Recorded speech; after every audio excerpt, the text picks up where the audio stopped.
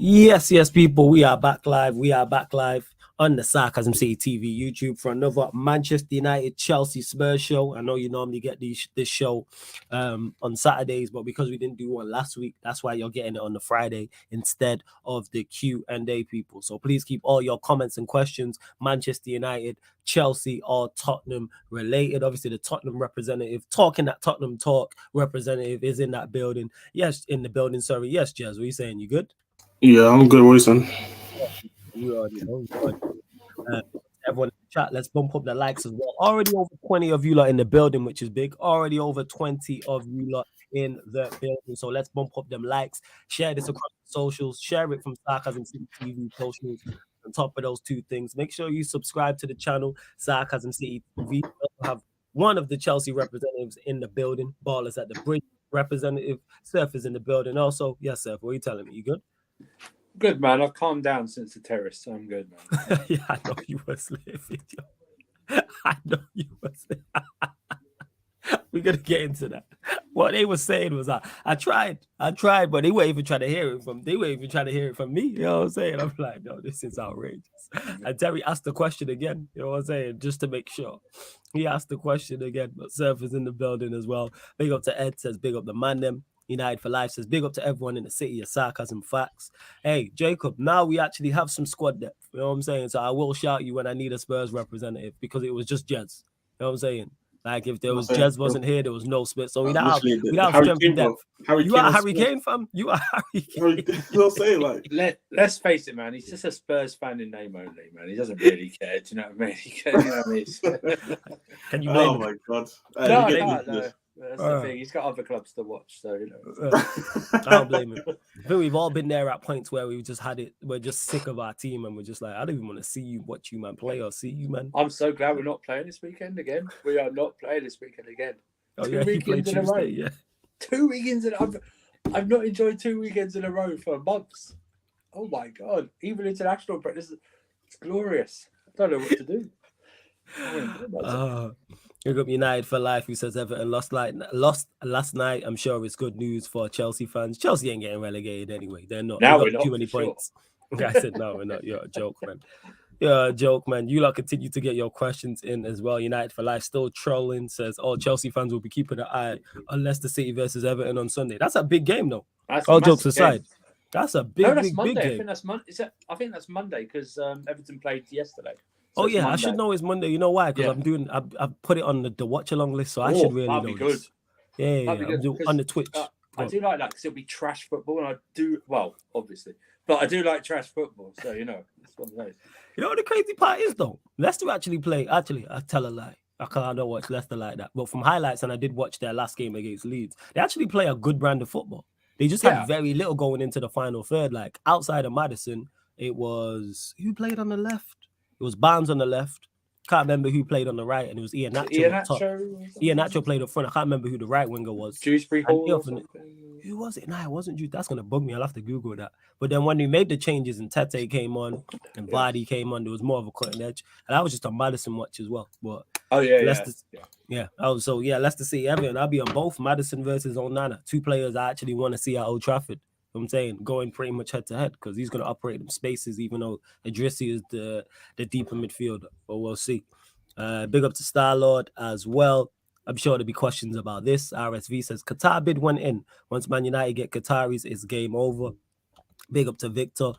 Big up Star-Lord, Ravi, King Kelvin. I see you lot. Big up every single time. Victor says Jez is a crook. He's not watched the Spurs game in months. It's all mad. Hey, you're saying too much. You're saying too much now. Ed says, what's more realistic? Spurs getting top 4 or Lampard getting a W this season? I think it's actually Spurs getting top 4, you know. Spurs get top 4. I just think it's Spurs. Definitely. Flawless. Ryan Mason took over. Lampard had the 5-game head start and he has already picked up more points. That's crazy. I just realised something, that Lampard is actually our second interim coach this season. Behind Bruno. After the Bruno Bruno. After the Bruno guy. So if we were to get rid of him, we'd be on to a third interim this season. That's wild. You know what I'm saying? That is wild. It really is. Big up Ashley Trini as well. Says GGMU. Big up to you. Question: will Chelsea stop this makeshift striker business and actually play Aubameyang or buy a real striker? Oh, I presume they want to buy a real striker. Whether we'll get one or not, I don't know. So yeah. I don't know the market out there. Tonight we were linked to Jonathan David again, so the little striker. We as well. Yeah, we linked to him again. So it might be him, Tony, or that's what scouts are for. Let them do it. Thanks. You know what? Let scouts do their job. I'm not a scout. Let them do the job. Find me a striker I don't know about, and do that. Yep. How about that?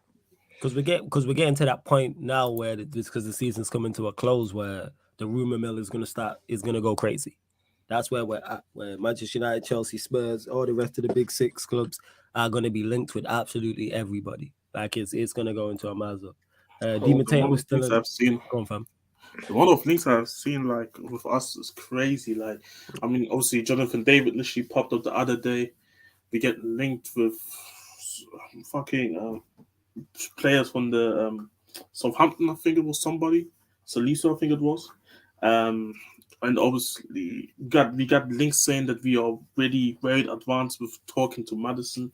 Like I'm saying, like it's that time of the season though of Twitter. Like you see all these transfer rumors, which I don't like. Yeah, especially when you haven't got a manager, right? Exactly. It's like and a director of football. Yeah. Oh, did you see the thing tonight about the director? Yeah, I've seen the what's it called? What is it? So UEFA now let Paratici allowed to work and just I think what it is the lesson his ban, but I think he's still allowed to work, which is really weird because my question is like, why did it happen after you make us resign him? Because now if you go back and actually, let's say we go back and sign him, for me it looks more embarrassing because we just literally resigned him because of this shit. Like that's what I'm saying. Like if you, for me it's like at least if you said you don't want him to get banned, at least don't ban him so we didn't have to resign him because it was already jarring to have people laughing at us on the day where he had to resign. So imagine if he comes back now, which I think would be a terrible idea.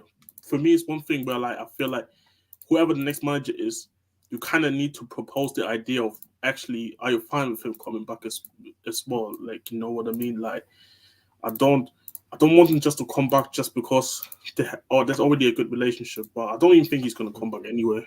Just don't see it now. We are gonna find out. We'll see. Flawlessly, I know I'm gonna get asked about this. Starlord says, Flawless, do you think the Glazers will take the Jim Radcliffe bid over the Qatar because he's willing to let them stick around? Tell you the truth, I don't know. To be truthfully honest, Starlord, I've been getting asked questions pretty much the entire season in regards to this ownership and the takeover, and I've stood on what I've said for the longest. I do not know. I don't know what the Glazers' thoughts process is. I don't know if they want to cash all in. I don't know if they want to stick around and still make money. Who knows? Obviously, everyone knows from a Manchester United fan perspective what I want for them to just do one. You know what I'm saying? Just disappear. You're gonna make however much more than what you spent on it. What more do you want? Like, where is your decorum? Where is your dignity? Like, we talk shamelessness all the time, in particular on this channel. But like, there's a point where something just becomes just straight undignified and just straight and wrong from a moral sense. And everyone's moral compass is different, but it's like you're just willing to stick around and for somewhere you don't like and be verbally abused and your family be verbally abused and do a terrible job and still make money and just still, like I said, stick around. It's like, oh, just accept the bid and bounce. You're getting 5-6 billion. What else do you want after taking out however much you made? It's like people forget on top of the bid and what they'll make, how much money they've made the entire time we've been here. Bear in mind, the club's been successful at points in terms of on the pitch. And obviously, Manchester United worldwide are a juggernaut in terms of a brand.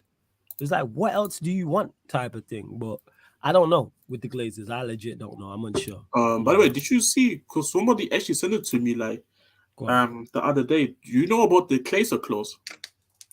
What is it? I've heard rumors about it, but I don't know. Like there's like I can play the video because this was Ornstein who was talking about it. Somebody just sent it to me like probably an hour ago in like a GC item. It's fine if I play. It's like a 1 minute and 35-minute video. Mm-hmm. All right, 1 sec. I guess what you said about they want for us to make in this is that when Manchester United were floated by the Glazers on the New York Stock Exchange, they inserted a clause, a mechanism that stated that the most important and powerful shares, which are called Class B shares, can only be owned by the family themselves. Yeah. Those Class B shares have 10 times more voting rights than the other shares, which are called Class A shares. And if any of the Class B shares are sold by the family to non-family members, such as Sheikh Jassim, Jim Radcliffe, US investment vehicles, then they will convert into Class A shares with 10 times less voting rights. So there's every chance that members of the Glazer family will sell to Sir Jim Radcliffe or whoever else. That will take that person over 50% to become the majority shareholder, but not of the most powerful shares. And that means that even if Joel and Avram Glazer stay with 20%, then that 20% of powerful Class B shares could make them more influential than the majority shareholder and in greater control, unless that mechanism, that rule, that clause that was brought in when they floated the club on the stock exchange is either revoked or changed. See, Crooks, man. Tells you all you need to know about him. That is so smart. That's what I was saying. Like, I was literally just found it out an hour ago, and I was like, "What?" Yeah, that is straight. It came from Ornstein. It came from Ornstein itself as well. Like, so it's not like somebody random. Yeah, like I say, just playing, just crooks, and like when people are like, oh, well, the Glazers spend money and blah blah blah and all this nonsense. It's nothing to do with the amount the Glazers spend at Manchester United. It's how it's been spent, where it's been invested. It's the fact that football, Manchester United being successful on the pitch is not their number one priority. That's my major issue, and it shows because, like I said, we've had success. United are three-peated under the Glazers, but people go back. Just all you have to do, people, all you have to do is go back and look at them games, and you'll see green and gold scarves in the crowd during Champions League games. You know how I know? Because I was there. That's how I know. I'm saying all you have to do is go see it. Like when we played AC Milan in one of the games, and Beckham was playing for AC Milan, I believe, and after the game, he picked up. Won the year we won it, but he picked up the gold and green scarf as he was walking off. So when people are like, oh, you're only green and gold because you lot are not successful and haven't won trophies. No, when we was three-peating, it was green and gold scarves. You can see them. Like these men have been crooks for the longest, but it just wasn't as spoken about because Manchester United was successful. And now we haven't been successful for a sustained period of time. Now you see it. Now it's more of a talking point. But before I continue, over 50 of you lot in the building, big up. Let's bump up the likes, people. Let's bump up the likes, people. There's only 17 likes and over 50 of you lot. Let's get up to 30 likes. Like check 1 2 1 2. No, not in the 80s. They bought the club in 2000 and I think it was 5, Victor. I think it was 2005. So it was early 2000s. Even the owners before the Glazers, we didn't particularly like. Ashley Trini says, question for the Chelsea fan. That's Surfer, by the way, for those that don't know. What percentage of the blame is on the new owners? They seem to have good intentions, but are executing it as they're just saying executing it poor. But go on. Trying to quantify that in a percentage bit. I'd probably go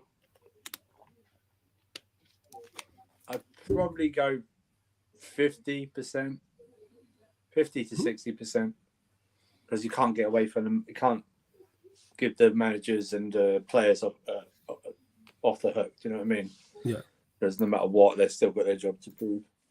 But they definitely take a large percentage of it because obviously the decisions come down from the top to install those managers, to install the players, or buy the players and make a decision. So they take a huge chunk, as they should do, because they're the bosses. They own the gaff. So whatever they decide, they need to take ownership of, essentially. So yeah, it's quite a big portion to blame.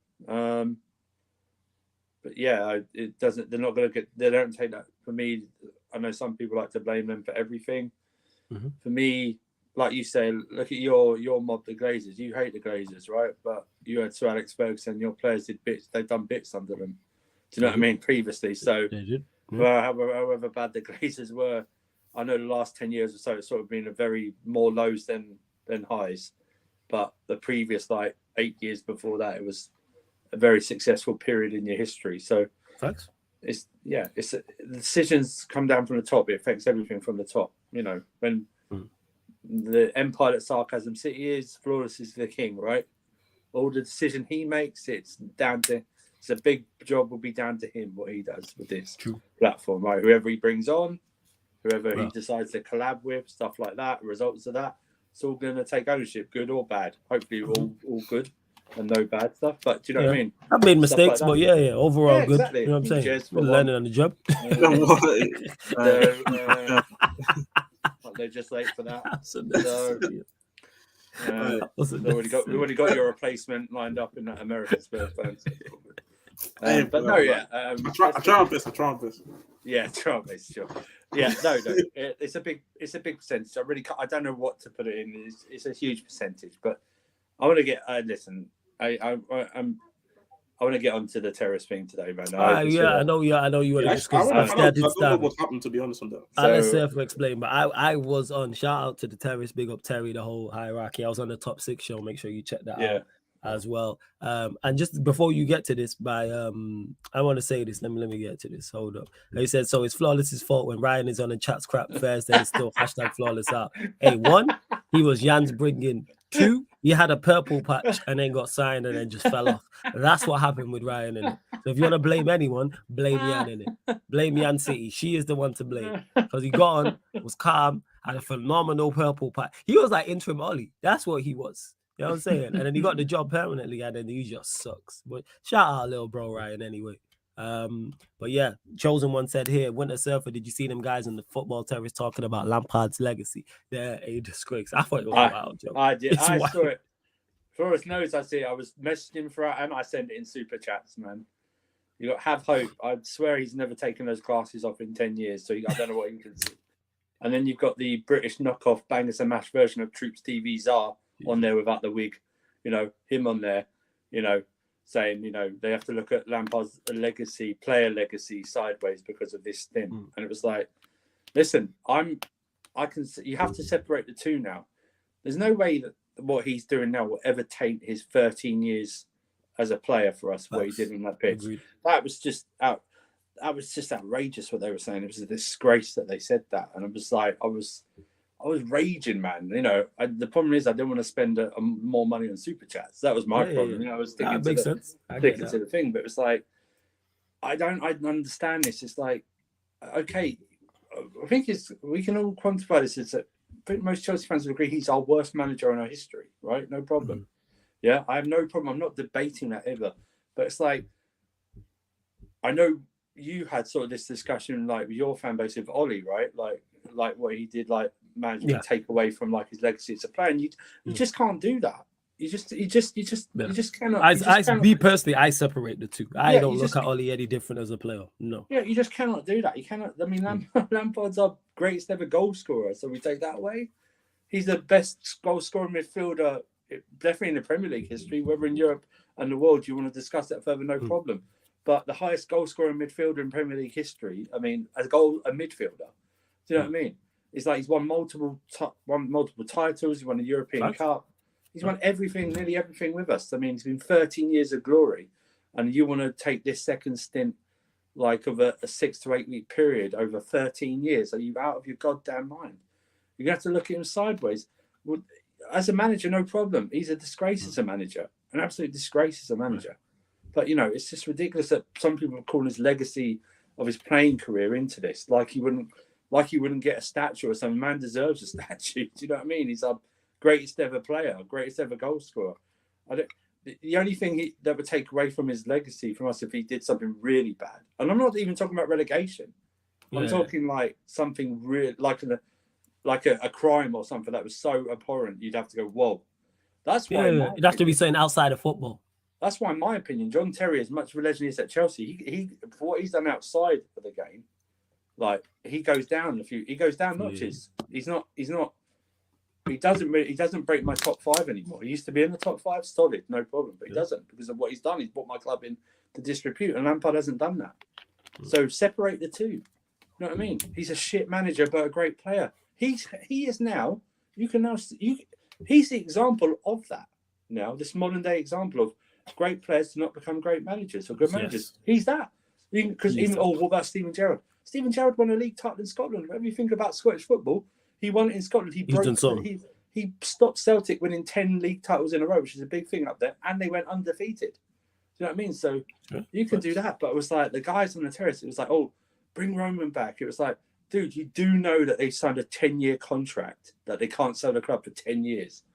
And there's probably, if they do try and do that, it's probably a hefty clause they have to pay to get rid of it. So, but I think they don't know that. They don't know that. They don't read, Jez. They don't read. It's all emotional. That's what it is. And that's fine. They don't read. It's all emotional. They don't read. You can't read. How can you read with sunglasses on all the time? I don't know how you do that. But you know what I mean? It's all good. I think this is the thing with Chelsea that fans don't like. I think just because how human just not used to all this, just having a bad season, like a bad season. It's like when Chelsea had like even for like just in general standards for a good, because Man United had a bad season last season, but they're still finishing a European spot. Like this is, I can't even call Chelsea season bad season because this bad doesn't justify it, to be honest. The worst season in 30 years. Exactly. But in the same time, it's crazy. Listen, everything that could have gone bad, everything that could have gone bad in multiple seasons has gone bad in 6 months. That's what's happened. All of the shit has hit the fan at the same time. Exactly, and I think that's what happened. And I think your fan base is just struggling to cope with so bad, where like they just can't separate the things of like being logical about it and just emotionless and being emotionless because of how bad the season is. So of course, football and sports in general is all about emotions most of the time as well. So you're gonna have the people who only gonna think about emotions, and of course you say a lot of things if you angry, you are, if you're upset about things at your club, you're gonna say a lot of things that you probably wouldn't say if things were just a little bit better. And I feel like this is what I think Chelsea fans who want to go at Lampard's legacy, I think this is where it all comes from now. Like they look at it's not Lampard's fault that Lampard gets. Of course, Lampard put himself forward because he lost the football club. Was it a good decision by him? I don't think so personally. I think he should have just gone somewhere else. But he lost the football club, so he did came back and just say, you know what, fuck it, I just take over whatever. But it's not his fault that he was the first person spoken to that to take over as the second as the second interim for Chelsea. Again, like it's just like I said, the season for Chelsea has been a write-off, and I don't know why people have to kind of get themselves to agendas, because like just get it, bro. Just get through the season. Like it's 5 games now. It's literally 5 games. Like you don't see me. You don't see me crying about Spurs no more. Like when we lost 6-1 to Newcastle, and I came to the Q&A, and I saw people say like, Jess is gonna go off. I was calm because I told man the season is over. It's been over, and I said it's like I'm just counting down the games now, so it's not really much more I can say, and there's not really much more to rant about that I have not ranted about before. I've been fine this week. That was the most annoying thing about Chelsea this week was the terrace. I was fine. I didn't watch the game Wednesday because I knew what was going to happen. I wasn't shocked that we lost. Yeah. And this evening it's coming out. There's a few stories coming out of Chelsea press that Pochettino might be done by this weekend or by tomorrow night. Okay. We're in talks of a new sponsor, Allianz. Allianz, and other things like that. So imagine this. Ashley Cole's on Lampard's coaching staff. Because he's part of this, is it going to tarnish his legacy that I think he's the greatest left back to ever play? No. Why would it tarnish his legacy? It wouldn't. Like I said, I don't understand. I don't understand. That's the problem when you hire. That's the problem. All clubs do not hire unless they have a proven track record. Do not hire legends as your managers or coaches because let them go away. Let them go away and do it somewhere else. Build up their CV. and hire them when they're like 50 or like late 40s or something like that, when they've got like 10 years of coaching under them. But that's why I put in the chat when he goes, oh yeah, I can't believe Todd Bowley hired him. He's not got his license. Well, he didn't have his license under Roman, did he? Do you know what I mean? Roman hired him. So why did you say that? Do you know what I mean? So if he didn't have his license now, he didn't have his license back then. So why was it okay 3 years ago when we hired him when he didn't have a license, but now it matters that he doesn't have his license? It's like you don't need. Just say shit. That's fine. We accept his shit. Yeah, people always want to go overboard and over the top. Just say he's a shocking manager, and that's he's a shocking manager. We all know that.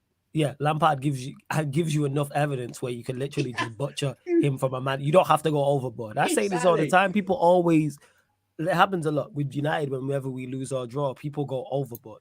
Like the whole ironically on the terrace. When that annoyed me as well. The whole, and you're a Chelsea fan, and Surfer messaged me during it, and I'm like, we weren't, when Casemiro was performing better, which has been the majority of the season, we weren't talking about his deficiencies. Has his form dipped? Yes. Does he deserve criticism for his performance dipping? Yes. But all this, he can't play under Ten Hag and all this nonsense. Crap. Rubbish. Look at the players around him. Is he technically the best? No. But is he technically sound enough to play within the Premier League? Yes, we've seen it. I've said this season, he surprised me with how good he is on the ball. Do you know what I know? Are they talking crap?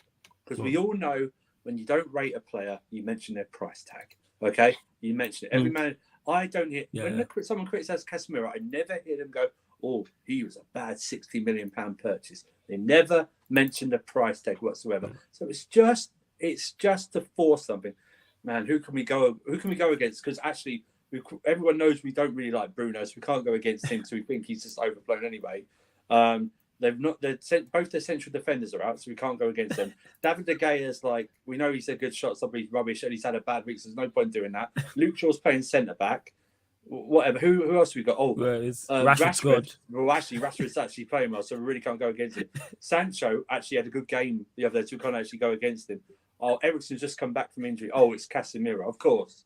Yeah, of course. It's always just the over the top nature, and that's why I keep saying to people like the sky is not falling. Like even when I went on Big Six Bants after that game, shout out to Monts, and then we was talking about top four, and then I've gone, we're 7 points ahead of Liverpool with a game in hand, and then Corey, shout out to Corey, who's the United fan over there, looked at me. I need to get him over here actually, and he was like, "What?"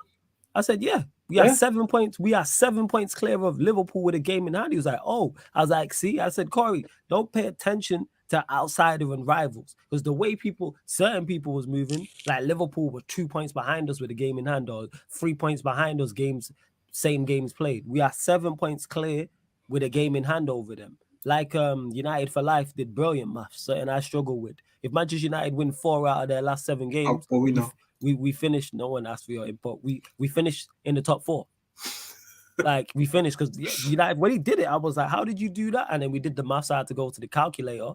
And I was like, "Oh shit, he's right." And bear in mind, if Manchester United win 4 out of their next 7, 8 remaining games anyway, if we win 4 out of our remaining games, we are guaranteed top 4. And that's with everybody below us also getting maximum points. However, below us, everybody can't get maximum points. You know why? Because they play each other. Yeah. Liverpool play Villa. You know what I'm saying? Spurs, I think, Spurs play Liverpool this Sunday. So it's kind of like, again, things can be bad. I'd be annoyed at defeats. I'm still livid about. I'm still not over Sevilla, if I'm to tell you the truth, people. I'm still pissed about that. I'm annoyed about the second half against Spurs, but don't make it worse than what it is. Like Surfer said about Lampard, talk about his managerial credentials and what he's done as a manager. Talk about the actual game. If you want to criticize Manchester United for that second half performance, there's ample. If you want to criticize Casemiro in particular for his performance in that second half, cool, because he wasn't good in the second half. And then we start talking about him in the system and why has he had a good season? He's had a fantastic season. Let's not do that. Let's not act like previous hasn't happened just because he's been in poor form. And at halftime, no one went saying this.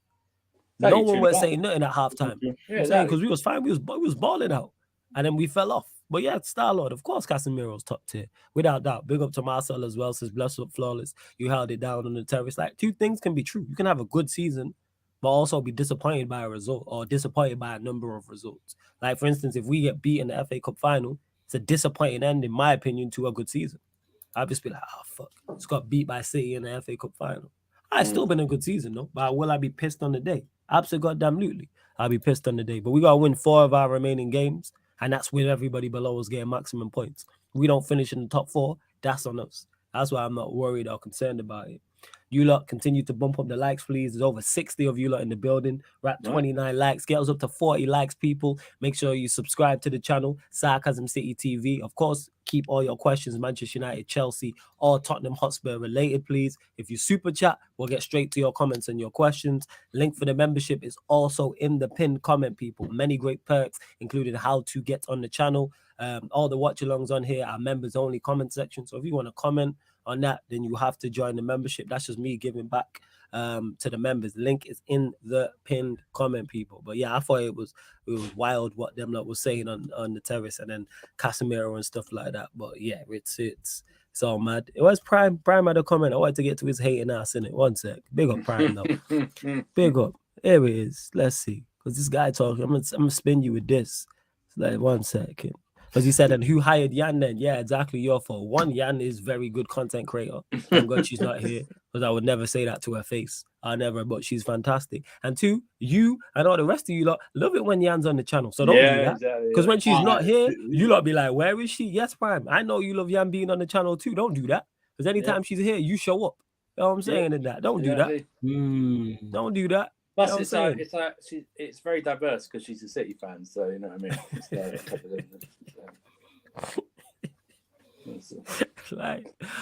So you're a joker. Man's a comedian. Let's see what else you lot are saying in the chat as well. Let's see what questions you lot. Let me see if started anything in regards to it. Yeah, that was it. Star-Lord, because you touched on this. Star-Lord said, Surfer, are you happy with Poch? Yeah, I am actually. If it's announced, I'm sure it will be soon, hopefully. I am because I think I don't know if Jez would be. I think he done a very good job at Spurs. It's just that he wasn't. If he'd maybe had a better support system in terms of players and everything like that, like in terms of like refreshing the squad and something like that. Because I think at the end it just run its course. Yeah, and they didn't really replace anything just like that. But listen, I think it's an opportunity to see him now what he can do. I think this is the big opportunity, because people might say, "Well, it's a bit like PSG going to Chelsea." Maybe not. Do you know what I mean? Mm-hmm. Let's see what he could do. Let's see what. He's got a squad there that's probably catered to his natural coaching abilities in terms of shaping younger players and stuff like that, because he did that with Spurs after initially trying to do it with the older players. He then went to the youth, because if you remember at that time, Harry Kane wasn't starting in the Premier League 14-15 season. He was like getting Europa League games at the start of the season, and then he went screw this and just started playing whatever youngsters he can, like with the quality, and then bringing Dele Alli in and something like that. So yeah, I just hope that, for me, it's important that if he wants to keep whoever wants to keep, I'm not going to be that fussed about it. Even if maybe I don't rate the player, let's see what they can do. Like there was reports this week that he likes Pulisic. Okay, fine, whatever. Stuff like that. I really want him to really understand that we need a spine in this team, and both the goalkeepers are not it. And we need a 6 or a DM, whatever you want to call it. We need that, and we need a forward. So, I would bun this Osherman talk straight. I wouldn't even go for Osherman at all. Who would you go for? Which striker would you go for? Ivan Toney. Yeah, I do it. I swear to God. I don't even care how long his ban is. His ban better not be more than 8 matches after what people get banned for by the FA. If it's more than 8 matches, I'm going to be pissed. Yeah, because it was set a very bad precedent. Then that you care about people gambling instead of other things that should be get a lot more bang for. You know what I mean? But I'm sure it will be, and they'll try and justify it that way. But I would go for him no matter what the ban is. I just think he is. I think he's just. I mean, we're talking now 2nd season with Brentford, and he's high in the goal scoring charts again. I think he's 3rd. I think he's 3rd. I think he should be still 3rd, unless Watkins somewhat. Right? Is it mid-high teens he's on? Like for 16 or something? He's about 16. He's about between 16 and 18, I think now. Yeah, and he's just sensational. He's just, and like I know it's against us, but some of the play on Wednesday with the highlights that I saw. He was holding up the ball, laying it off. He's got more to his game than people know about. So I would sign him up. I would get whatever the DM that they want, or stuff like that. And the goalkeeper for me, I think we were linked to the Inter Milan goalkeeper Onana this week. His name? Oh, Tony's on 19, by the way. 19. There we go. He's on 19. I see Kane on 24 and Haaland on 33. The scrub. I mean, so he's already the absolute scrub, bro. Yeah, man. He's close to nearly 50 Premier League goals in 2 seasons. So, and that's, I think he's actually, it's close to 40, obviously, but I was signing. But back to Poch, yeah, I'm more than happy with Poch. I think given the circumstances and what's been linked to the stories, obviously you have to take them with a pinch of salt. Seems that Nagelsmann, how it's been spun is that he showed up and expected to be given the role. Now that's probably, but also to be fair to him, maybe he understood differently that people were telling him he's already got the job or something. And then Enrique was, what I read about Enrique was that he went in there and basically said, you need to buy even more players than you've already bought. And it was like, it's like we just spent all this and you want us to get more wingers, like different wingers. It was like, Jesus Christ. You would have signed you would have signed Asensio and Olmo. You wanted more wingers. Yeah, Olmo, Ferran Torres, stuff like that. Yeah, sure. And play with Morata up front. But a lot is made of like Vincent Kompany on the list and the Celtic manager and stuff like that. I don't know. I just think that Poch has come in there, and this is what I didn't like as well on the stream. This yes man thing is just driving me mad, right? Big up Peter in the chat as well. Yeah, I think every manager in history has been under these terms. What people say has been a yes man. Yeah. What's up here? Are you telling me, Flawless, when the summer you sold Ronaldo, right? Are you seriously telling me that Fergie was happy with a broken down Michael Owen, Obertan, and the winger from Wigan that was then went to right back? Valencia, as a replacement for Ronaldo? Absolutely. Are you really telling me that Fergie was like, yeah, great, stuff like that? So then are we saying if he didn't complain publicly, are we then calling him a yes man? Is that what the greatest manager of all time. You know what I'm saying? Yeah, are we saying so we're basically saying Klopp's, under these terms, Klopp's a yes man because he hasn't gone against FSG.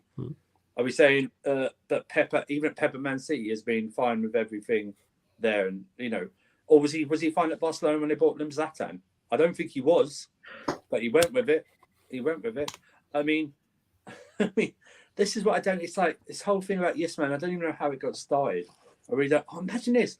Imagine an employer wanting to hire someone they want to work with and have a good relationship with. Imagine that in any other form of business. So I start my business. I'm going to hire someone that doesn't really care about what I do and hates what I do, but I'm going to hire them instead of the guy who actually wants to work with me, shares my ideas and my ethos and business planning, and wants to actually help me succeed. But I'm going to go with the other guy and stuff like that. It's just madness. So what if he's a yes man? Fine. If he's a yes man that gets me trophies, I don't care. I mean, am I saying that Jose Mourinho is a yes man because he played Shevchenko even though he didn't want him?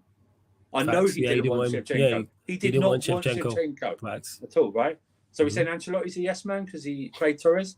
He didn't want Torres either. Yes, it was forced upon him. It's like we have to understand that in the continent, all managers are yes men then because they have no control over the transfers whatsoever. It's done by the board. It's done by whoever. And they may go, oh yeah, they might say, oh, do you like him? He's a good player. We'll try and get him, whatever. But Poch is the yes man that succeeds. I'll take all the yes men you want because then people always forget. Is Tuchel a yes man? Yeah, because he kept playing Lukaku for 10 games straight, so he must be a yes man. Yeah, it's really stupid thing that's popped up in this stupid era. The yes, because the yes man narrative was even under our fan base as well. When the rumors were that obviously fans wanted Poch and the fans who didn't want the Poch at our club, people were saying he's for whatever reason serious loser, which is hilarious. But also that he's a yes man, and I was thinking, a yes man. It doesn't sound to me like a yes man who was literally in an interview speaking in his own language. Not in English, just to make sure the people had to make all the effort of translating this stuff, talking about how we basically needed a rebuild. Literally came up and said how certain players are not good enough anymore and how he had to replace them. I know for a fact internally, which didn't came up in the media, that he was very upset about not getting signs that he wanted as well. Right. But it never came out. But this what happens. You're not always gonna get everything out. Discussions, every discussions that a manager with the board members has, not everything will come out from the media. Certain things are just gonna stay by itself. Like, but Jez, one of them. Would you think Conte's not a yes? What under these terms? Conte was the opposite of what these people call a yes man. But look how that's turned out. And not even just at Spurs, everywhere where he was. Yeah, exactly right. He leaves a path of destruction everywhere he goes, man. The clubs they have to take time to recover. He's a Juventus player. Time to recover. Conte, we should have all known from then. He's a Juventus manager and former Juventus player, and ended up coaching Inter Milan. You should have known. Exactly. Right? Saying stuff with that, yeah. He's a Chelsea manager who's gone to manage Spurs. I don't know. Jose Mourinho has done that. But it's like this. If Poch is to get back to the original point, I'm happy with Poch if he comes in. I think it's heavy Spurs tax on him in terms of what people think about him. Mm-hmm. Unless you win the Champions League, unless you win the Champions League at PSG, you're always going to be a failure there, no matter what. I mean, Ancelotti managed there, didn't win. Emery, Tuchel, they all managed there. They didn't win. And they all had European success after. And even Spurs after. I mean, even Espirito won somewhere where he's gone. Yeah, he's doing well in Saudi now. He's doing well in Saudi now. And is he dunking on Ronaldo? Is it him?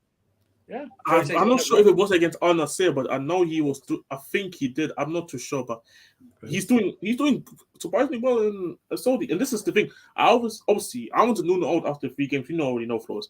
But it wasn't because Nuno himself. It was more for the fact that I always felt like this was a horrible idea. And it felt always like this is just going to end in a second. There was nothing like a sniff of hope, bro. Like, I felt like, you know what, Nuno could, no chance. This is what I'll say. Like, this is what I say with Poch. He's one of the managers I look at and say he has one of the biggest upsides as a manager right now. Because I feel like there's a lot of negative vibes about him because of the Spurs and the PSG thing. Because you had Neymar, Messi, Suarez, Suarez. You had Neymar, Mbappe, and Messi up front. And the expectations go so high. Well, like, if you don't go and do the Champions League, of course, like no guarantee stocks have massively fallen. Obviously, there's other reasons to it, but just for the fact was he did even worse than Poch in the Champions League. No, his stocks went down because you have that front three, and this is something that happens. Well, PSG, when he's at PSG, he's going to try and play his football, which was his mistake, trying to get him to press. But the problem is, you can't drop any of them three at PSG. There's just no way. No manager in the world, not even Pep going in there, can drop them three. Yeah, and that with all the you just politics cannot, around you that. cannot drop them. So it's like, okay, so how am I supposed to work them if they're not willing to do? And remember, that team is run by the players, really, not the coach. Mm-hmm. You know what I mean? It's run by Mbappe and Neymar and Messi now. They lead. The rest follow. They can't do anything about it. But I think Poch. I mean, it'd be interesting to see who he wants to keep, and I think he may have. I think him and the board will have to make some compromises in who goes, given the FFP rules and stuff like that. So, for instance, he might like Mount, and that's fine, and I can understand why he would like Mount. I'm not one of these ones that are blind to say Mount doesn't offer anything. It's just my expectation. My level of Mount is lower. Yeah, he just don't offer enough. Right, but they might go, that's fine, but you might want him to stay, and he might want to stay, but he's not accepting our contract offer, so he has to go. Oh, we've got a big bid for Gallagher. Yeah, but we've got other people coming in. Oh, we've got like Manu Kone coming in for 35 million or something like that from Mönchengladbach or something like that, or whoever's going to come in. So it's just one of those. I think Poch is going to be fascinating to see how he does. I think he's going to bring in his backroom staff. His people, Jesus and Harris. I do know that. I think read a stat, and I don't know how true it is, Jez. You'll have to remind me that before he came in, Spurs were like one of the fittest teams in the Premier League, and he turned their fitness around. And I would just say this: as long as I've been watching Spurs, this is his Spurs team is the most frightening and talented Spurs team in Premier League history. Because it's a shame. Because if this could have happened earlier when Bale was there. Oh my God! If you had Bale, in that, that's what I'm saying. This would have been like. This is the type of play. That's why I think Modric, my honest opinion, can really turn something into something under Poch. I feel like it's all about work ethic. It's all about the work ethic that Modric obviously on the pitch when he doesn't have the ball has. But I think if mentally if everything's right and they can find a connection, I think he will be one of the players I really do believe can show up. Noni, I know he had injuries problem in PSV. So unless his injuries don't, because obviously he hasn't been playing so much, so obviously you don't get injured. But if he's starting to play on the pitch and the injuries don't, he doesn't come back to this kind of injury kind of thing, I think he's another player who can strive for. Like there's players that are looking at the Chelsea team, I can really say like they can strive under him. Like I really do. And of course, as a Spurs fan, it would be really weird seeing him at Chelsea. But in the same time, I'm looking at it from the perspective of what did we do for him? Well, I look at him and say, what should we do that you feel like no, there's no chance even I go to Chelsea that. Well, I know he was. I know there's a story out today that apparently he's okay with Kovacic being sold for like Bayern. So which makes sense. Yeah, makes sense. That doesn't really fit the system. He doesn't really fit the sort. Yeah, he doesn't really fit the. I think he'll. I think his favourite system is 4-2-3-1. Am I right, Jez? Yeah, it's 4-2-3-1. Yeah. So you'd have the sitter with like Enzo and the two there, and whoever whoever with Kuku in the 10 role, and Orajao Felix. For me, I'll be honest. I think in this system, also Joe Felix has the talent, but I think Kuku will fit much better and will do much better. Like I think, and Kuku already plays second striker. For me, it's a thing of Chelsea need their number 9. I think this is the most important thing to even get the best out of Nkunku in general, whoever the next match is. I think Nkunku can really strive the best if he has some proper number 9 that is actually good up top. I think this will depend a lot. That's why I said, I think Tony fits. I think Tony fits the physical, the physical stance. I mean, to me, he doesn't look like like that, but he has. He's physical. He's aggressive. Yeah, 100%. Aggressive. I mean, we've all seen it against our own teams. We've all seen what he does against our own teams. I've been sold on Tony. Like everyone. I think Marcel said it. Everybody's in the Ivan Toney sweepstakes, and it seems everybody of every other club who I talk to say striker, everyone says Tony. No matter if it's United, no matter if it's Chelsea, Spurs. If they do sell on Kane, I know there's no fans who will take him out even without Kane sold. Yeah, like just on the Kane thing, I do not. Spurs will never sell Kane to Chelsea. It will be a free agent thing. Yeah, that's the only way he goes to Chelsea is he runs down his contract at Spurs and moves to Chelsea on a free transfer. Yeah, that's the only way it happens. Absolutely. You lot continue to bump up the likes. There's over 75 of you lot in the building, which is big. But let's get up to 50 likes. We're currently at 38 likes. Like check 1212. Let's get up to 50 likes, people. Please continue to share this across all of the socials. Go to Sarcasm City TV on Twitter and Instagram. And subscribe to the channel if you are indeed new. We are how many subscribers off? We're too short of 6,345. We're only looking for 2 new subscribers, people. 2 new subscribers. That is legit it. Warrior J says, Jez, who do you think? Jez, do you think it's best for Spurs not being in European competition? It's a good question. I don't know. I really don't know because I mean, in one hand, it would be definitely because one thing I had an issue with getting Champions League football is that I always see this thing on the media saying, for example, Champions League football, this player is dependent on Champions League football, this player A, player B. Player B is depending on like, are you in the Europa League, are you in the conference? I want players who want to come to the club because they generally want to come to the club. Like for example, Romero, he had clubs in for him who were playing Champions League football, whatever, bigger clubs. And he could have just waited another year in Atalanta. if you really wanted to. But we were in the Conference League. Joseph was sacked. We had Nuno as the manager, and he still decided to come in. These are the kind of players that I want to have in the team who actually want to come here, not because we're playing Champions League football or Europa League or Conference League, just because they want to actually be here and be a part of something. Yeah. Like, Percy, for example, he said, I remember, obviously, I was happy that he was signed, but I remember when his interview was talking about how he was watching like the end part of the season, looking at how if Spurs can qualify for the Champions League. For me, I don't really want these type of players who are only here to play UCL football. Like, I think because for me it's about commitment. Like I think transfer windows have to kind of go back to where like we need guys who are committed, generally want to be here, even if you're in the bad spell, and then we go from the part with the whole abilities and stuff. That's one thing. If not being the best thing, not being in these European competitions, it's a 50-50 for me, because you can one way look at it and say, if you're not going to be in Europa League or Conference League, and obviously we're not going to get Champions League in my opinion, we can only play once a week, maybe to see twice because of the FA Cup, Carabao Cups, or even just the league fixtures itself. And you can kind of like obviously just focus on one thing. But for me, it's like I'm seeing West Ham United literally in the semi-final of the Conference League. True that. For me, and I said it, I will always stand by this. I don't care what anybody tells me.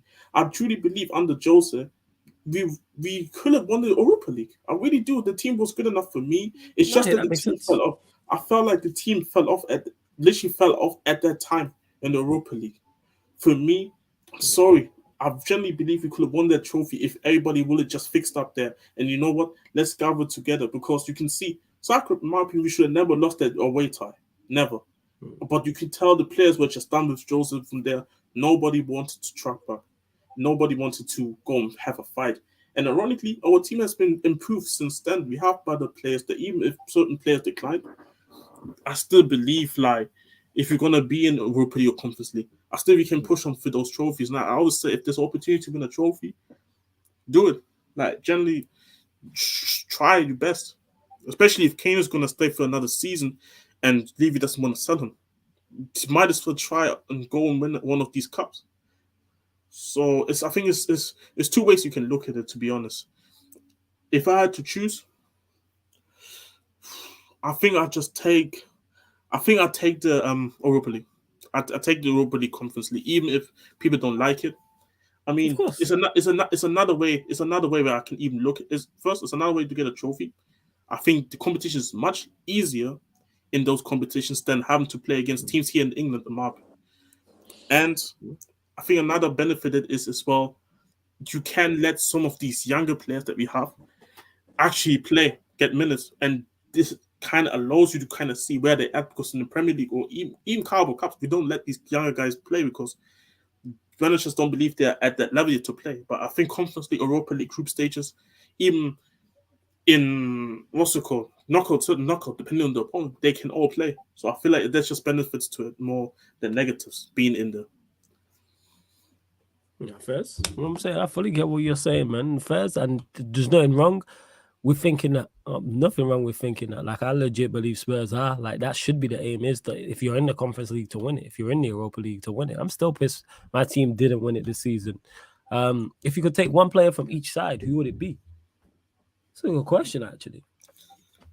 Are we talking for all? Yeah, so he's saying, so he's saying between us three in it. So, Judge, who would you take if you could take one player from United, one player from Chelsea? The Surface, one player from United, one player from Spurs, and me, one player from Spurs, one player from Chelsea. It's easy. It's easy for me. Obviously, from United, I take Lissandro. I wanted him even before he went to United. Yeah. And from Chelsea, I'll take Enzo. Okay, first. What are you saying, Turfel?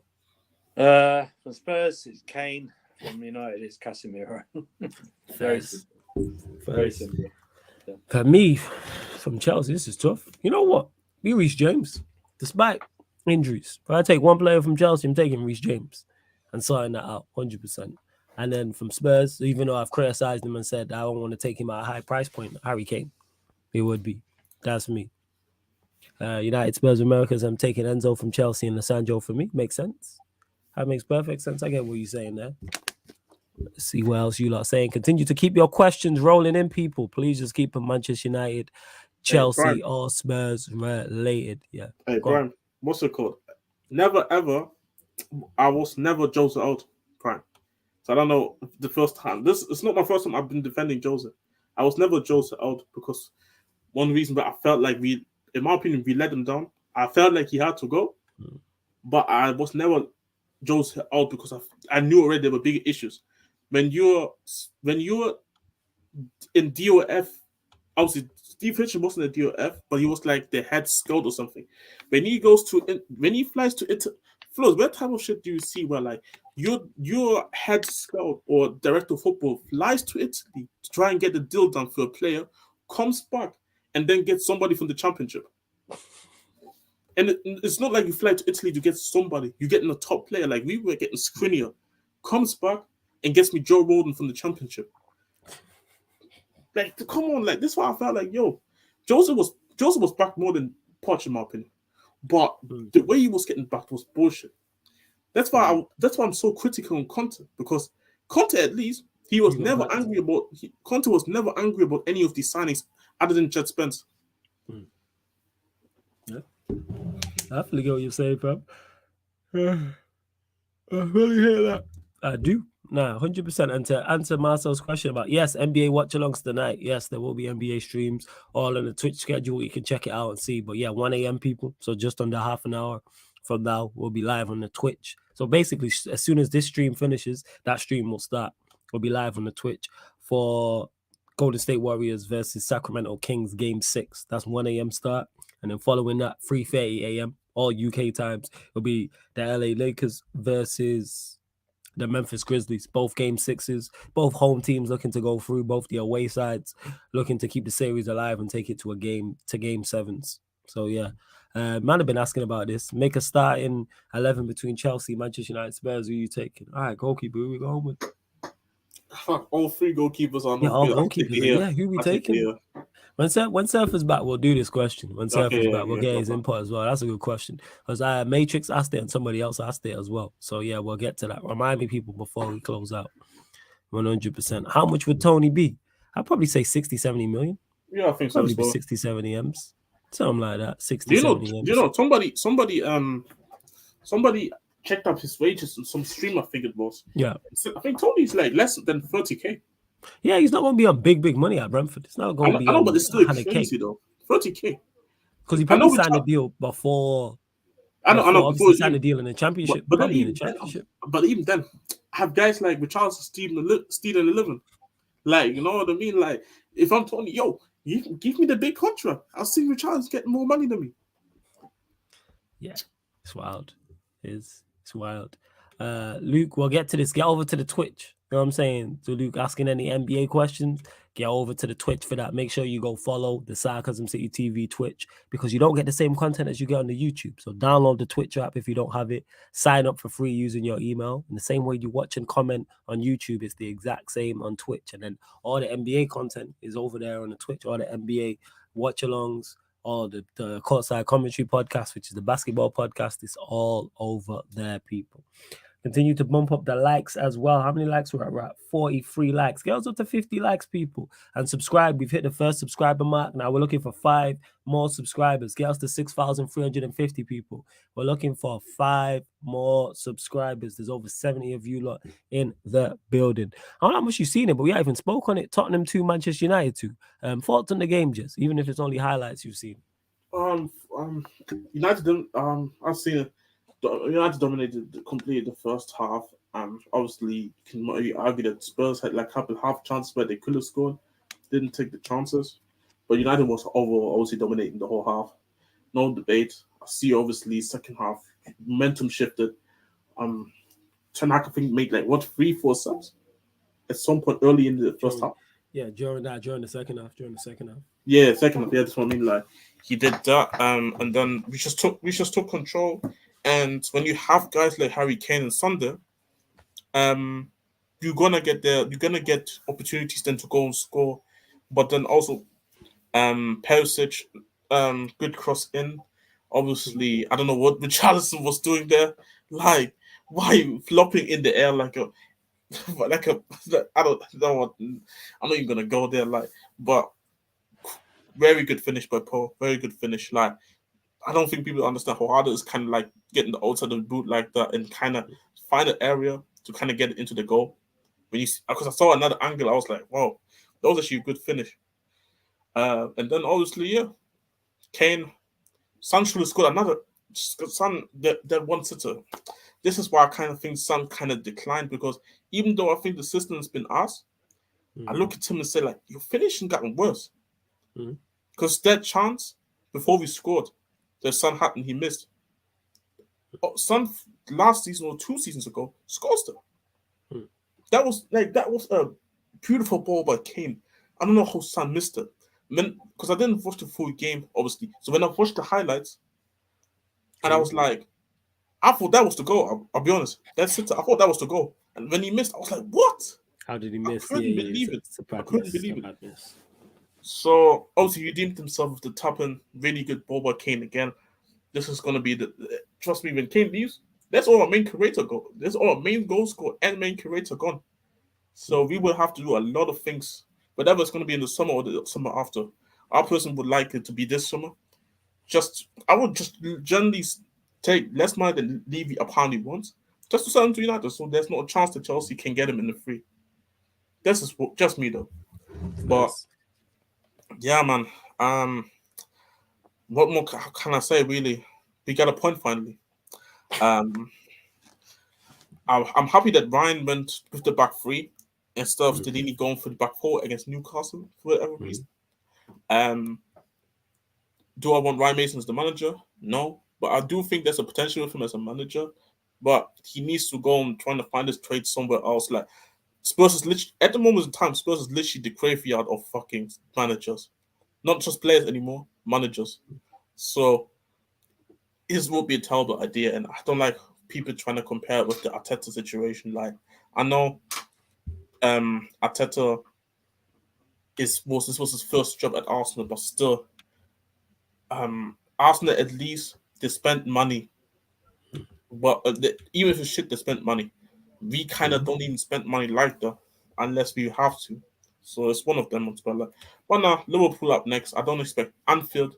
Literally is for me after Stamford Bridge, the worst stadium to go to for us because we can even play well and we don't get a win. Yeah. So you're not confident going there? No, I think we're gonna lose. Like we don't get a win. We just don't. See more wins. I think I remember more wins at the Emirates, and we don't do that generally well. I remember more wins at Stamford Bridge than I remember at Anfield. This is how bad it was. Fairs. Matthew says it's just happy Spurs have been linked with Nagelsmann and Rangnick. So the Rangnick thing, it was just an interview with him saying that how Nagelsmann would be really good. How Spurs would be a really good project to go to. Because ironically, he said like there's no expectation to go and win a trophy immediately, which we all literally say on here, which is the fact as well. So I'm happy that he's kind of aware of the situation. I don't know if the people at Spurs know, but he's a high, obviously influential in sport, Rangnick, regardless of the manager at United world. He's still high influential as like a director of football. But Rangnick doesn't actually want to take the director of football job just now because he wants to coach Austria in the Euros. So I don't think he would come as a director of football. Maybe advisor, who knows? Because and Nagelsmann 100%. Because it's not just because of him being German, but that's one thing. Because I like German managers. His versatility between being able to switch to a 4 and a 3 in the back. Because obviously we have all those conversations about. Can certain players that we have already signed play in a 4? Can certain players that we want to sign play in a 3? So I think with Nagelsmann being able to play both formations, it would be good. Again, he fits what the club used to be like. I think one of the athletic articles have talked about how Tottenham has gone away from their identity under Pochettino, even before Pochettino, where like they want to go have young players on the pitch, wants to be fit on the pitch, wants to go and press the living hell out of opponents, and they went away from the identity and everything that I just mentioned. Nagelsmann is as a manager that wants to out of his players. So I feel like he would be the best fit. But again, I think the only person who can fuck up this now, in my opinion, is Stevie.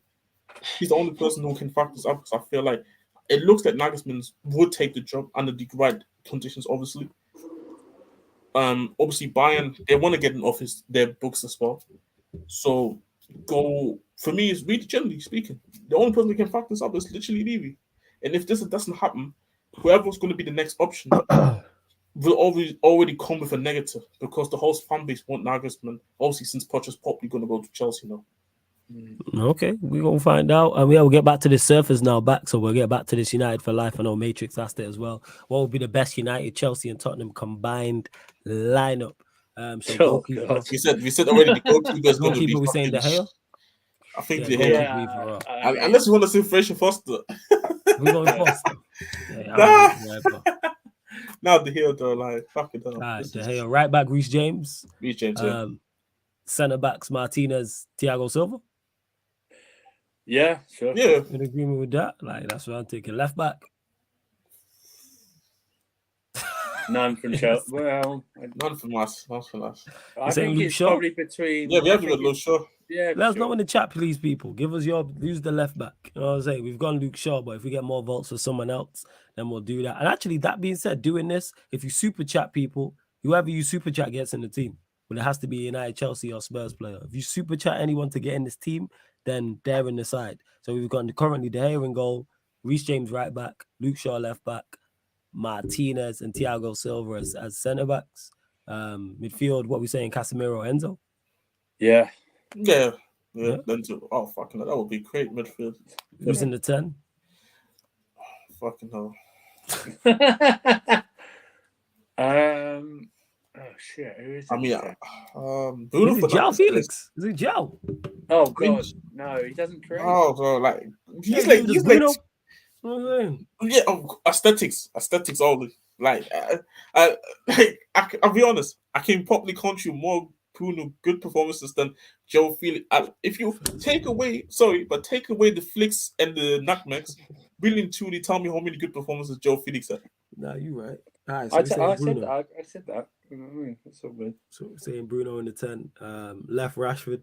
He's on the right. Yeah, but top is Kane. Yeah, Kane's a striker, obviously. Yeah, he's on the right. Kulusevski. Now, of course, he's been awful this season.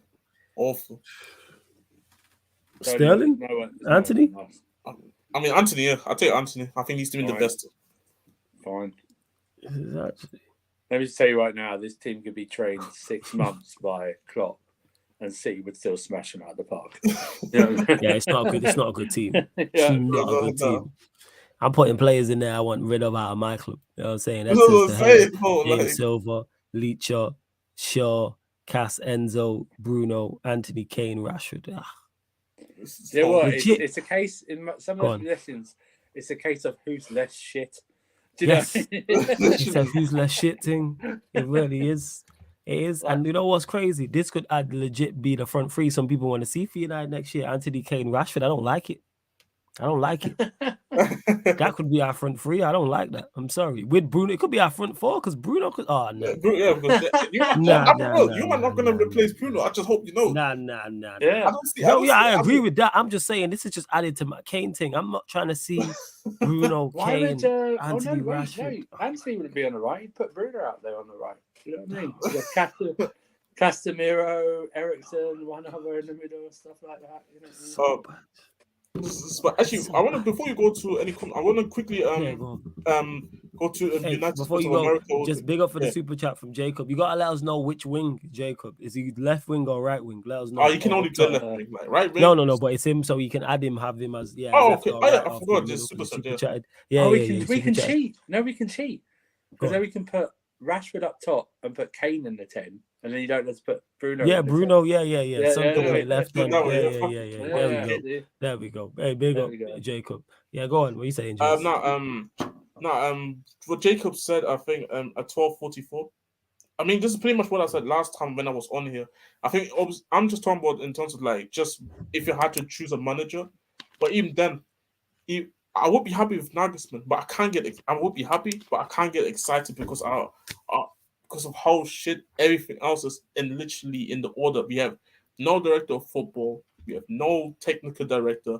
Our scouts are like, I don't know what your they squad get is shit as well, man. Your squad is shit, man. I mean, squad is terrible. It's disgusting. Your squad, man, absolutely disgusting. Generally speaking, if you didn't have that, I wouldn't even say good run, because we were down most of the time 2-0, and that's why I remember, Flores, I think on the stream you were surprised that we had like the most comebacks, or like scored the most goals in the second half. Yeah, it was most because goals in the second half. We scammed most of these in the first half of the season before the World Cup. That's why we're still in the top half. You know, so yeah, like there's a lot of things. So Nagelsmann, whoever the manager is, like it could be Pep himself, and he wouldn't fix this mess by himself, just by himself. Like people at top just need to be humble and go on. Porro's a loan deal, right? Yeah, but it's already the obligation. So he's going to join. So he's going to join in. Would you still sign him? Yeah, still sign him. Yeah. I mean, not like because I have Emerson Royale. I mean, just if he's I still sign him regardless, because I know, and this is something that I already talked about with Spurs fans. His biggest downfall as a player is literally his defensive abilities, which are literally none. Like he might be generally the worst defender in terms of all our fullbacks, but that's why I want Nagelsmann in, because he can play the 3 at the back. Or he can implement the system, even if he wants to play Paul in the 4. He can implement the system where he can be protected, similar to Trent. That's why I kind of, when I was talking about Paul to other people, I kind of look at him in a Trent kind of way, where like I think offensively he can bring us really a lot.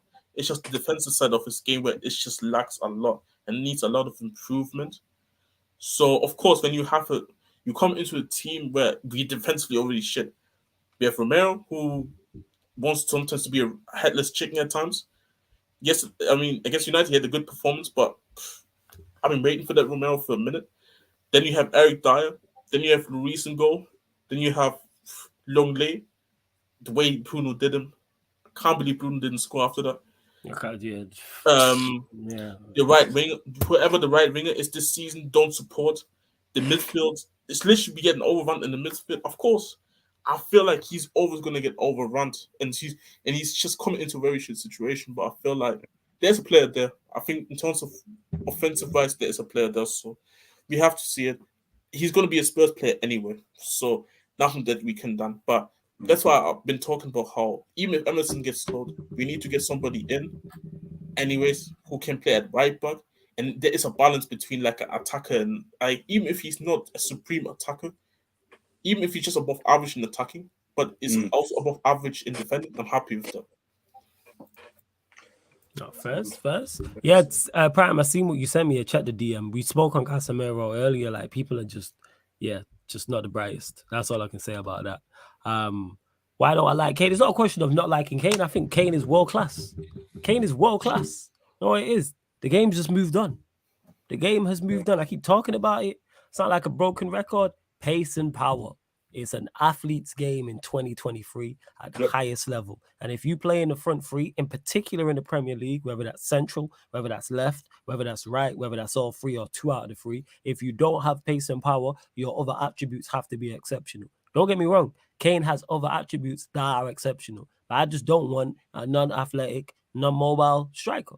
No, bring me someone who can run the channels and run in behind. And if the opposition are playing on the halfway line, they have to worry about a striker running in behind. Same way they have to worry about a Rashford who can run, a Anthony who can run. I want that also. I want us to be able to interchange in there.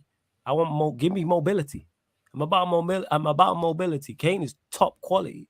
But for the price points they're talking, and when people ask, oh, why don't you like the price point of him? Because that just adds more pressure. And it's bad business.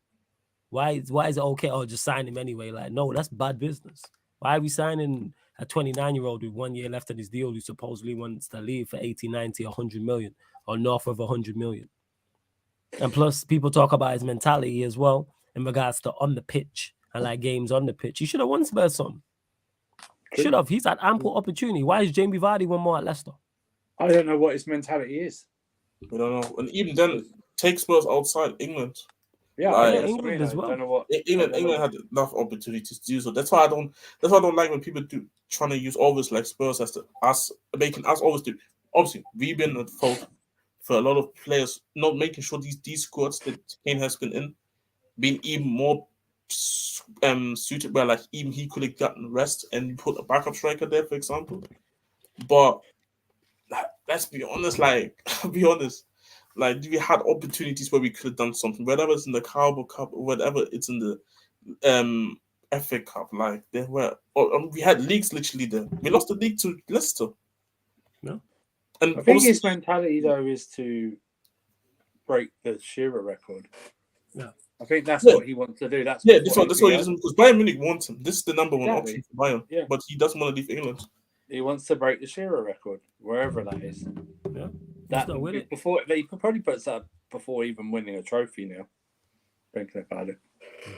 He's just not it. And to Jacob, who says Kane was running through United's line yesterday with the ball. Let's not do this. We don't have to worry about when you can play on the halfway line against Kane and there's no issue. No one ain't worried about Kane running away from them. Show me a goal where Kane, the ball's all right, put it this way. Kane don't score the goal that Rashford scored yesterday. True. Not a chance. Not a chance. You know who could score that goal that Rashford scored yesterday? Darwin Núñez. Yeah. I'm saying Haaland. Like the list goes on. Ollie Watkins, Almiron. The list goes. Yeah. Don't bring me none. I'm done, man. The game's moved on. No mobile strikers unless your name's Karim Benzema. I'm not trying to see you at my football club. Mm-hmm. I'm really not. But like Rashford scores that goal. Yes, it's a great run. It's great technique and a great finish. Kane don't even get in that situation. Nope. Gotta hold the ball up and stuff. So when I say running in behind, that's what I'm talking about. Kane don't run away from no one. There's no goals of Kane doing that in his career. Show me a goal like that. Yeah. He'll be the one playing the pass. He's quality, passing everything. But I'm just done. Athletes. Bring me athletes. Yeah. Emma says Kane just wants the personal record. He's not Rooney. Plus, I think he's overrated anyway. I think he's top quality. Don't get me wrong. I think he's world class. But I think you can still be critical. I honestly think a Firmino type of a profile would absolutely cook at United. Even if it's a Firmino type of player, I still want pace and power with that. You can be a false nine who's mobile. You can do that and drop in and do that type of thing. Jesus, yeah. Exactly. Jesus will drop in and play that, but you can also spin. Haven't you got that type of that type of player? Haven't you got someone trying to do that anyway in Bruno? I don't even know what Bruno will be trying to do after time. That's what I'm saying. You've got that type of guy who collects the ball from deep, tries to do this and that. Yeah. You know, you already got that, right? So you want another one? So where do you play Bruno then? Because let's face it, man, he's a high earner. You know what I mean? Yeah. They're not going to want the guys on like, was it $250 a week now on the bench like that? You already got another one. Sancho's $250 something. He's still trying to earn something. Rashford is $250 something like that. Do you know what I mean? It's like it's all about business. It comes back to like, do you earn these wages? That's why I kind of like. That's why I don't have an issue with us. When Conte was talking about how we need to buy players with high transfer values and get them on high wages, I disagreed. Why? Because like then these guys have the money, so why for these? Unless these guys also have the ambitions to win trophies as well, like actual ambition. Some of these can come in here and be like, "Yo, I'm collecting my piece. I'm living in London. It's what it is." You know, like I need guys who can earn the money, earn it. Get me the trophies. Get me the trust that you can go and deliver, even if you get paid big money. Unless it's obviously the special guys. Like if Mbappe comes in, like fuck it. Like if you want to average a mil per month, then fuck it, have it because it's Mbappe in it. That's it. Like bring me in Mbappe. Like I said, in it. When you look at all the top players, they have all that in common. I'm not changing that just for Kane. I just don't think he's worth it. He's not I change it for Benzema. I think Benzema is that good. But other than him, I'm just not with it. I'm just not. I'm sorry, people. Like I know it's crazy what people. Yeah. The fact he's instilling Spurs in big 2023 should tell you enough about his mentality. I even talk about, like on the pitch, like big game mentality. How many big game quality performances has he put in for Spurs? That's the issue, isn't it? Because everyone's going, oh, yeah, he's without his goals and something like that. But he has scored a lot of goals in defeats. Yeah, this is the thing. Like, do you know what I mean? It's not we drew a lot of these games, or like I remember the one game Anfield where like he scored the penalty, I think, to drew the game, but he missed the penalty early on in the same game. Well, like, he got the goal against Newcastle last week, but he lost 6. They lost 6-1. Once, yeah. So I don't care that Kane scored a goal. I don't care that Højbjerg had an assist. Like, you know what I mean? Like, and this is the thing where, like, I think with us, Kane, it's a different kind of situation because, like, I mean, he fucking scored, break our club's scoring records. So it's hard for Spurs fans to go and criticize him anyways. And if you want to criticize him, obviously you're going to get the backlash as Spurs fans. But I can understand why people outside from Spurs look at Kane differently completely. I can understand it. But it's like if he gets the Shearer record when he stays at Spurs, great. His personal accolade is great, right? But when you at the end of the season, it's like, or at the end of the career, you know, you want to be recognised with with medals and stuff like that, and you're gonna show us golden boots, which is fair enough. But it's like imagine Usain Bolt's time if he wasn't the fastest man in the world, but someone else was. But would it really matter? Because Usain Bolt's won all them gold medals. So does it matter you're the fastest man if you don't have all them gold medals? You know what I mean? Be the fastest man while you got all the gold medals. So be the top scorer while you're collecting trophies. The reason Van Persie left Arsenal was that he knew they weren't going to win anything. So he needed some silverware on his CV. Yeah. So it's not like Kane didn't have opportunities to leave as well. If he really wanted 2 years ago, he had 2 years ago he had the opportunity. He didn't push it through. Yeah, he did not push it through. And he's stupid. He's stupid for signing a 6-year contract without some type of clause in it. Like Jack Grealish had a clause. Jack Grealish had that clause. Might have been 100 million, but at least there was a clause in there that said if you want him, Champions League club pays 100 million. And even the guys that were even at our club who went on to do even bigger things, like, I mean, Bale forced his way out. He didn't came in. I mean, Modric was willing to join Chelsea because he wanted to win. But Levy obviously said, you know what? I really don't want to see a Chelsea, so I promise you getting sold next year. Like, these type of things that you maybe have to do, but is it because you just don't want to? Is it just because you don't want to damage your image? For me, if it's just the case, then you can argue and say it's kind of poor from him. You kind of can say that it's from his, that maybe you are then the problem in this situation, but like you're not trying your best. Like, it's one thing of Spurs. Like, it's one thing when if Levy just holds you back, cool. Like, if Levy says he doesn't want to sell you this summer, cool. What you can do is put pressure on him to sell you. Yep. Put the pressure on. Tell him stuff. Like, even if you tell him, if you don't sell me now, I'm joining Chelsea in the summer. Even if you have to go that far, if it's really for you caring about wanting to win trophies and getting those stuff, as well as your accolades, then maybe you have to go this far. Like, I mean, Luis Figo went from Real Madrid, went from Barca to Real Madrid. Mm-hmm. Yeah. You know, I mean, I hate this guy, but I hate the guy that I'm about to say. But Sol Campbell went from Tottenham to Arsenal, and he said he wasn't going to join them. Mm. Obviously, he's not remembered well here, but I think outside from Spurs fans, including myself, I think people can be objective about him saying that he was a great player at Arsenal. So it's one of them ones. Like, obviously, I would never. My agenda is just that far. I would never say it, but if I just had to be completely unbiased, and this is the thing that sometimes you have to do what it takes to go really wanting to win. Yeah. So you want to be successful, or you don't want to be successful. Yeah. Simple as that. But we're going to close out this show, people. I've already started the live stream on the Twitch for the Golden State Warriors, Sacramento Kings, NBA playoff game 6. Game 6. Watch along, people. Obviously, like I said, Golden State looking to close out the series.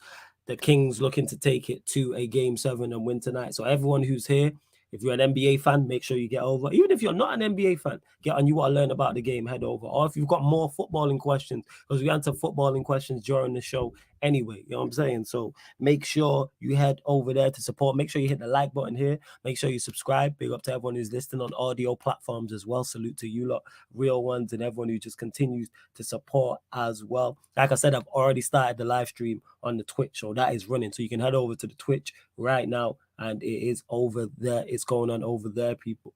Jez, anything you want to add before we close out? People, literally say like, subscribe first and foremost, Make sure you go and join the Twitch stream for the basketball. I'm probably not going to be there at the beginning. Maybe join later if I don't fall asleep. Make sure you check out the schedule for both Twitch and YouTube. And yeah, stay tuned. Obviously, we're getting to the end of the season. It's gonna be hectic. It's gonna be probably emotional. You're gonna get people rage because obviously you're gonna see people maybe battling their league titles. You're gonna see people losing finals. We're probably seeing guys winning stuff that they don't want to see their clubs do. It's gonna be an emotional time. So make sure you stick by us, be here, and you would probably because we're gonna capture it all. Absolutely, sir. For anything you want to add? Like, share, subscribe, join, membership. Spread the love, man. Getting close. NBA finals getting closer. So. Yep, 100%. So yeah, everyone head over to the Twitch. This show will be back in its usual day and usual slot next week on Saturday. Check out the upcoming live stream schedule, like I state each and every time. Big up to you lot. This has been the Manchester United Chelsea Spurs show live on the Sarcasm City TV YouTube.